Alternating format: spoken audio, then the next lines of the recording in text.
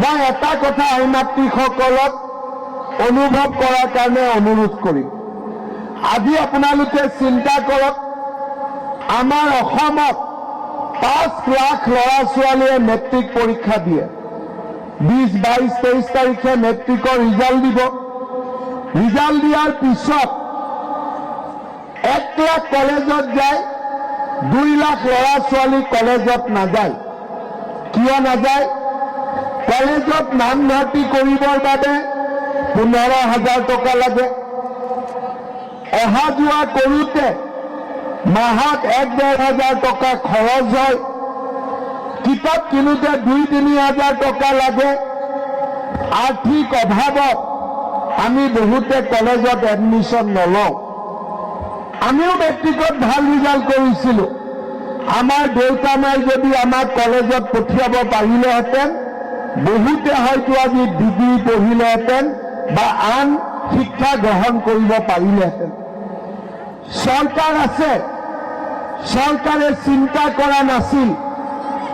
মই শিক্ষামন্ত্ৰী থাকোঁতে নাম ভৰ্তি বিনামূলীয়া কৰিলোঁ যে ল'ৰা ছোৱালী কোনেও কলেজত নাম ভৰ্তি কৰিবৰ কাৰণে টকা পইচা দিব নালাগে। হোষ্টেলত থাকিলে তাৰ কাৰণে আমি মাহত 1 টকা দিয়াও ঠিক কৰিলোঁ। এইবাৰ আমি ঠিক কৰিছোঁ যে মেট্ৰিকৰ ৰিজাল্ট দিয়াৰ পিছত ল'ৰাজনক আপোনালোকে পঢ়াব আৰু ছোৱালীজনীক মামাই পঢ়াব।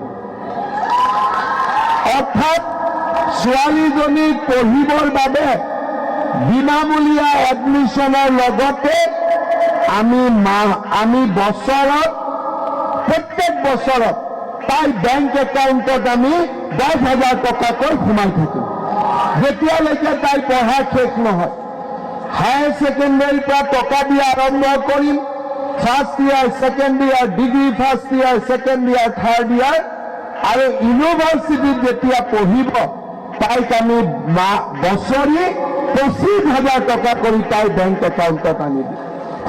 মোৰ মনত ইচ্ছা কি যে আমাৰ ল'ৰাসকলে চৰকাৰী চাকৰি পাওক। জুলাই মাহত পুলিচৰ ইণ্টাৰভিউ, দৌৰা-দৌৰি কৰক।